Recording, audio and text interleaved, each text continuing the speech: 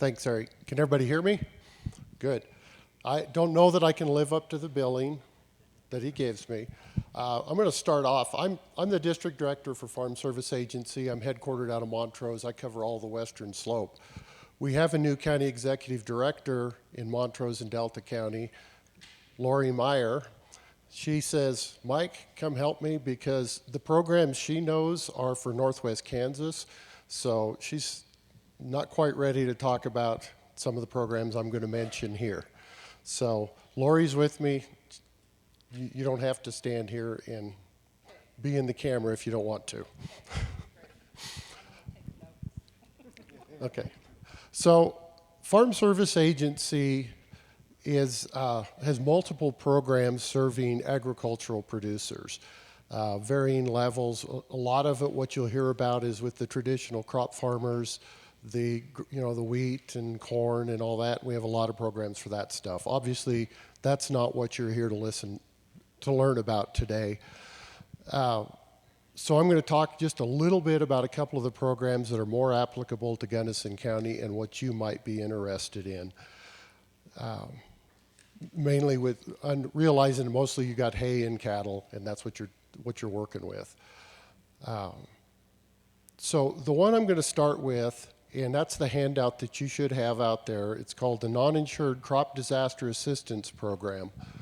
It says for 2019 and subsequent years, because with the 2018 Farm Bill, we did have some changes, and those will be reflected in what we have here. And it's a complex program, and you can see there's a lot of pages in there, and I'm not going to go through the whole thing. I'm going to kind of give you the real basics of it and let you read through and ask questions or learn about it as you need to. This program covers weather-related losses to crop production, so we're primarily talking about hay here in Gunnison County. It doesn't have to be. If there was, if you had garden crops or something like that, we could potentially do that. We just have to look at it and see that it is a crop that can reasonably be grown in the county.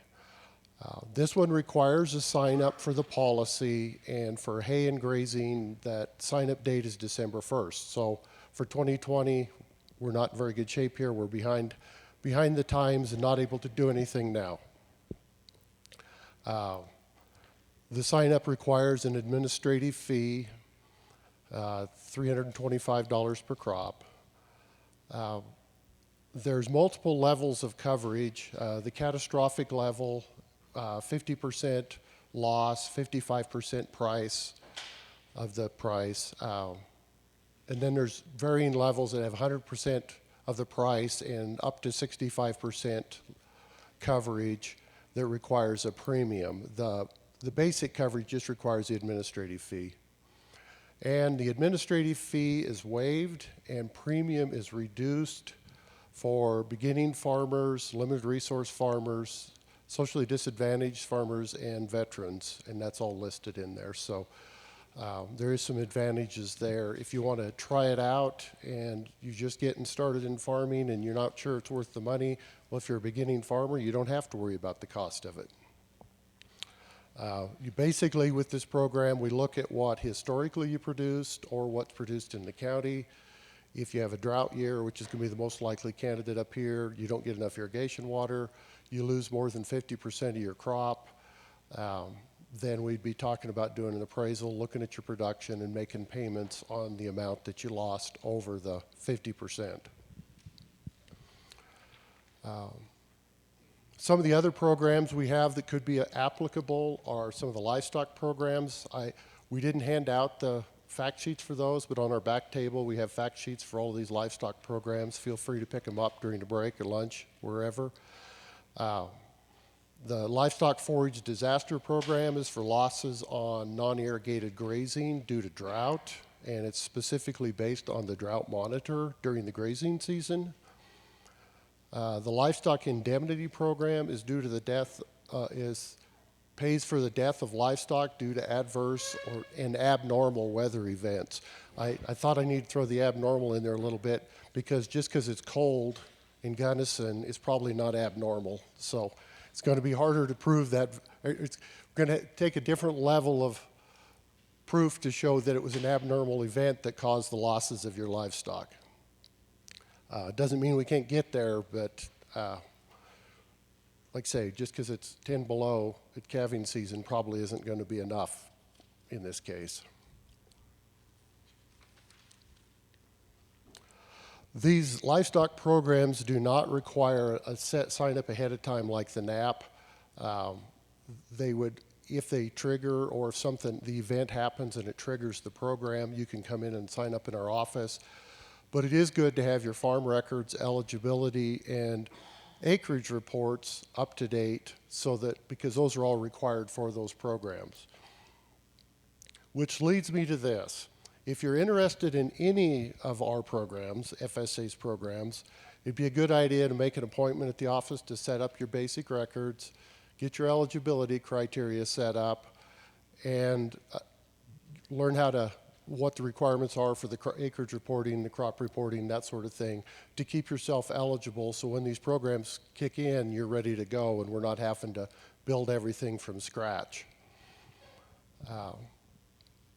The office that serves Gunnison County is the one in Montrose, where Lori's at with her crew.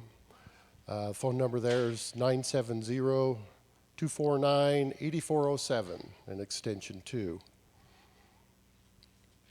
Like I say, we have a lot of other programs, but don't necessarily apply in here as far as the crop production stuff, so those are the ones we focus on today.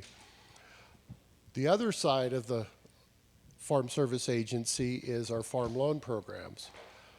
And that's actually handled out of our farm loan. Our farm loan staff is located in the Grand Junction office in Mesa County. And we can do loans to family-sized farmers and ranchers who meet specific eligibility requirements, which again, we have a fact sheet back there that has all those eligibility requirements. And one of these requirements is they're unable to get credit elsewhere. We're here to help people that can't go to the bank and get the loans. If you can go to the bank and get the loan, we're unable to make the loan. We do work a lot with the banks on participation loans, joint financing, especially on real estate loans, for somebody who might not have down payment available. Really, that's what I've got for the quick overview. So there's a lot more to it, and I'd be happy to entertain questions now or during. Okay. Anybody have any quick questions? I know he does, because he's had a question every time. Looking at